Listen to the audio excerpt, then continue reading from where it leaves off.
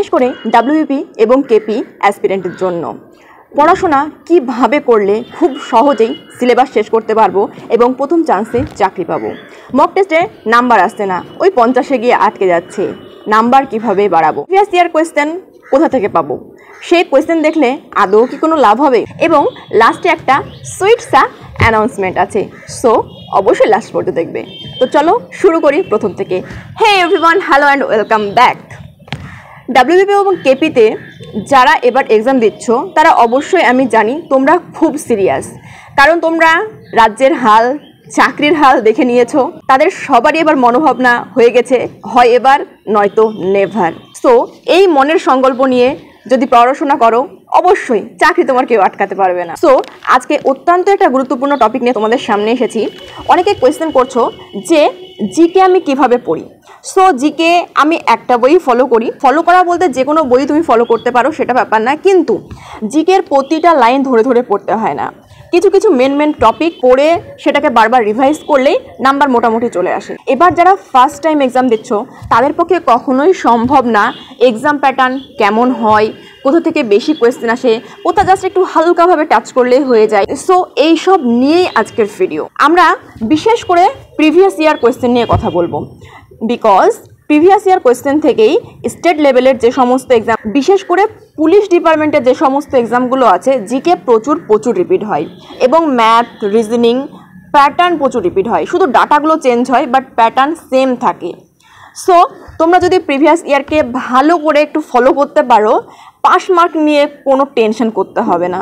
আর একটু যদি কষ্ট করে তার ওপর তোমরা নিজে একটু প্রেশার দাও, তাহলেই চাকরি তো কনফার্ম।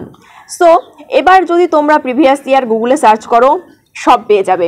কিন্তু একটা কথা বলবো যে গুগলে সার্চ করে কোয়েশ্চেনটাকে রেডি করা, তার আনসার রেডি করা, সেটাকে এক জায়গায় জড়ো করা, এটা প্রচুর টাইম টেকেন ব্যাপার। সো এই বিগ প্রবলেমের সলিউশন নিয়ে এসছে সোপান একাডেমির নাজমুল হোসেন স্যার। তিনি নিজে ওয়্যারলেস ডিপার্টমেন্টে রয়েছে, তিনি একজন এএসআই।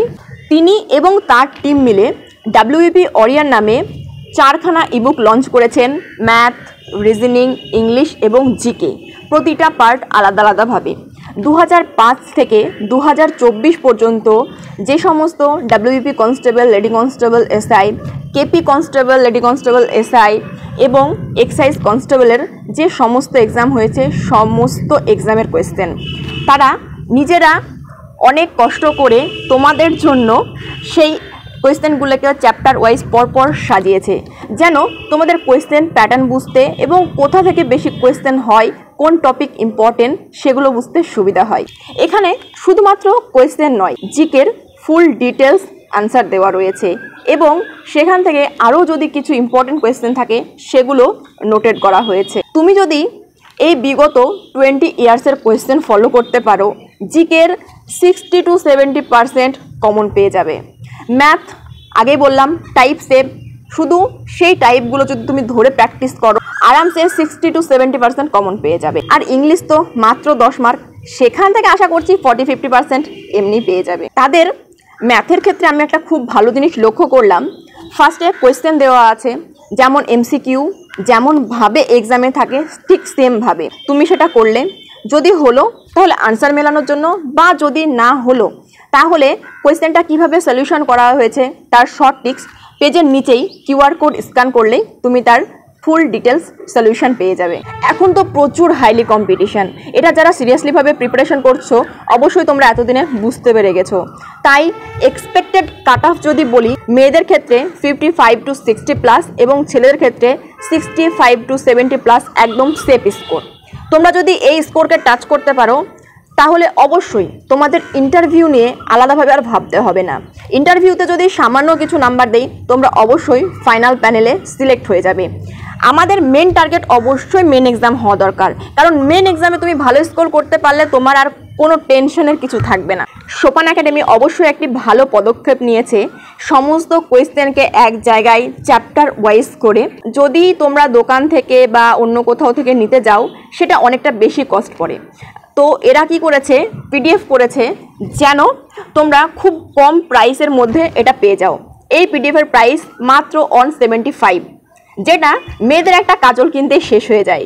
আর ছেলেরা তো এটা জানবেই, কারণ পে তোমাদেরকেই করতে হয়। আর এই পেমেন্ট হচ্ছে লাইফ টাইম। লাস্টে আপডেটেড কিউআর কোড দেওয়া আছে, সেই কিউআর কোড থেকে আপডেট করলে পরবর্তীতে যে এক্সামগুলো হবে তার কোয়েশ্চেন ঠিক সেমভাবে তোমরা পেয়ে যাবে। এখন আমাদেরকে এতটা স্মার্টলি খেলতে হবে যেন কোনোভাবেই আমাদেরকে সেকেন্ড অপশান নিয়ে ভাবতে না হয়।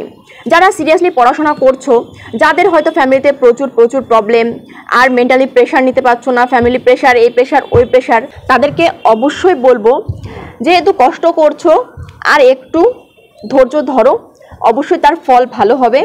আর প্রিপারেশনের ক্ষেত্রে বলি, যাই করো সমস্ত কিছুর পরে পড়াশোনা তোমাকেই করতে হবে।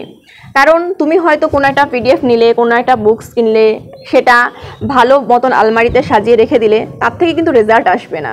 সো যতটা পারো বেশি করে রিভাইজ করো। আর জিকের ক্ষেত্রে এখন জিকে, ম্যাথ, রিজনিং, ইংলিশ যেহেতু 10 মার্ক, তো সেটা অতটাও ইফেক্ট করে না, বাট বাকি যে জিনিসগুলো আছে তোমাকে সবগুলোতেই সেমভাবে নাম্বার নিয়ে আসতে হবে।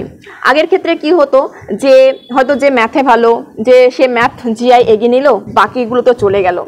আমাদের 2018-তে যে মেয়েদের এক্সাম হয়েছিল তাতে কাট অফ দেখে মাথা তোমাদের খারাপ হয়ে যাবে। ওই 16 কি 20 এমন ফাইনাল কাট অফ গেছিলো।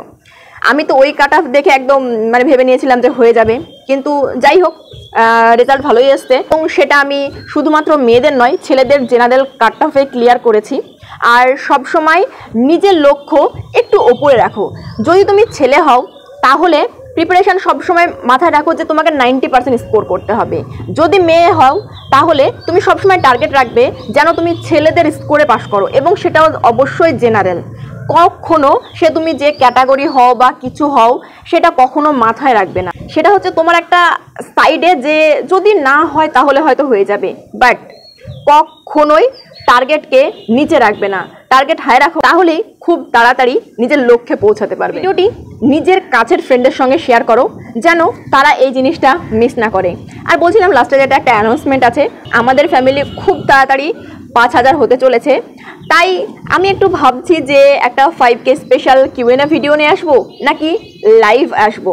সো তোমরা এক্ষুনি গিয়ে কমেন্ট করো, যেটা রিকোয়েস্ট বেশি আসবে অবশ্যই আমি সেটা করব। আমার চ্যানেলে এখন সিচুয়েশন এমন 20% জাস্ট সাবস্ক্রাইবার, 80% নন সাবস্ক্রাইবার।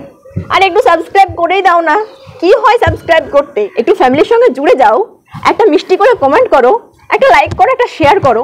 তো চলো ভিডিও এখানেই শেষ করছি। সবাই ভালো থেকো, হেলদি থেকো এবং ভালো মতন প্রিপারেশন করতে থাকো। সবাইকে আগাম বেস্ট অফ লাক। চাকরি এবার নিতেই হবে, সে যত কষ্টই হোক না কেন। তো চলো আজকের মতো টাটা।